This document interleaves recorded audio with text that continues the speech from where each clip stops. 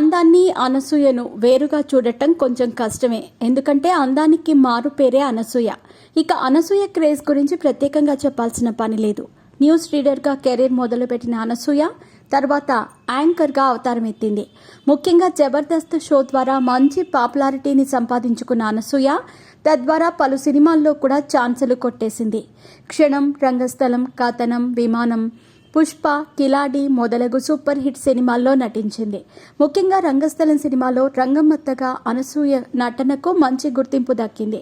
వరుస సినిమాల్లో నటిస్తూ బిజీ ఆర్టిస్ట్గా మారిపోయింది. హీరోయిన్లతో సమానంగా అనసూయ క్రేజ్ ఉందంటే ఆమె ప్రభావం ఎంతలా ఉందో అర్థం చేసుకోవచ్చు. సోషల్ మీడియాలో చెక్కు చెదరని అభిమాన గణం ఆమె సొంతం. అనసూయకు సోషల్ మీడియాలో మిలియన్ల సంఖ్యలో ఫాలోవర్స్ ఉన్నారు.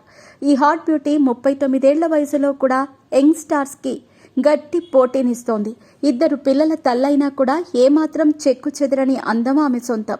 ఫిజిక్ మెయింటైన్ చేసే విషయంలో ఆమె చూపించే శ్రద్ధకు ఎవరైనా ఫిదా అవ్వాల్సిందే. చీర కట్టినా, స్కర్ట్ వేసినా, ఏం చేసినా అది అనసూయకే చెల్లుతుంది.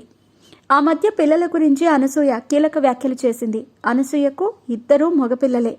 అనసూయ తండ్రికి 3 ఆడపిల్లలే. దాంతో ఫస్ట్ అబ్బాయి పుట్టాలని గట్టిగా కోరుకుందట.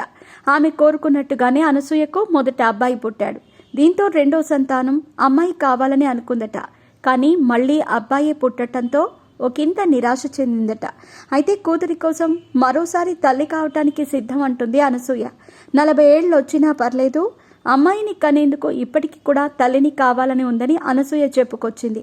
ఆడపిల్ల కోసం వేచి చూస్తానని చెప్పిన అనసూయ మాటలు ఇప్పుడు వైరల్గా మారాయి.